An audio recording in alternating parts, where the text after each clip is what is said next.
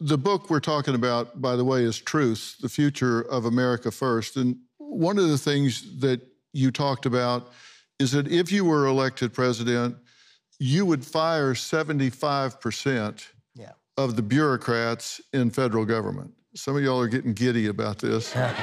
You would get rid of the Department of Education, the FBI, EPA, that you would just get rid of, which would be millions of jobs.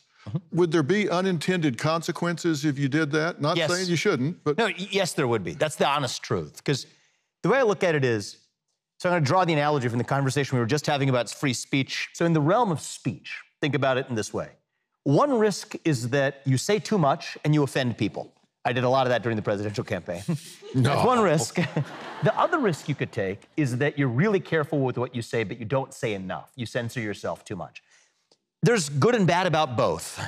But right now, I think the risk that we ought to take is the one that unfilters yourself and just says what you have to say in the open. And sometimes you're going to step on some landmines, but I think that's the risk you have to take today in America. Similarly, when it comes to reforming the federal government, one risk is you don't cut enough fat. The other risk you're going to take is you take the risk of cutting too much, so much fat that you also cut some muscle, but you're willing to do it because you think that's what the country requires. That's the risk I'm willing to take. And you know what? If we overcut too much and we need to build something back up, I'd rather do that on a clean scaffold rather than the really corrupt fourth branch deep state that operates and really runs the show of the US government today. If I favor doing one thing in the United States of America, it's this. It's to dismantle the nanny state in all of its forms. Dismantle the entitlement state, which has fueled this culture of victimhood that has spread across the country like an epidemic.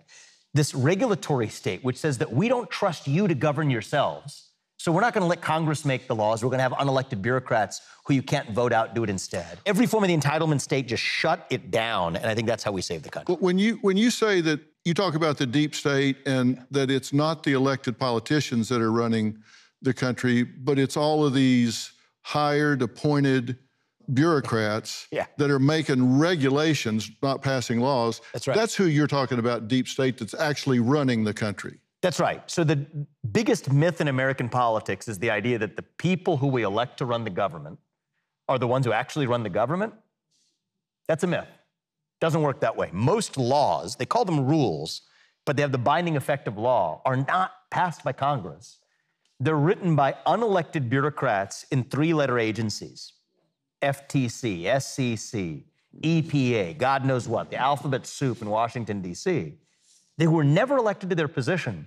They can't even be removed by the person who was actually elected to that position.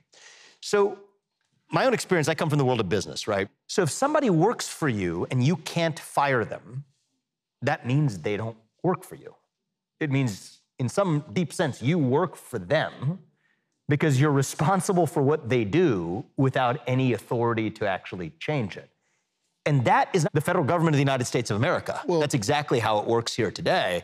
And you need to bring not a chisel, but a chainsaw. It's going to make some people upset along the way, but that's what I think we actually need. Three-word slogan for how we fix the federal government: shut it down. And I think that that is my formula for reviving the country.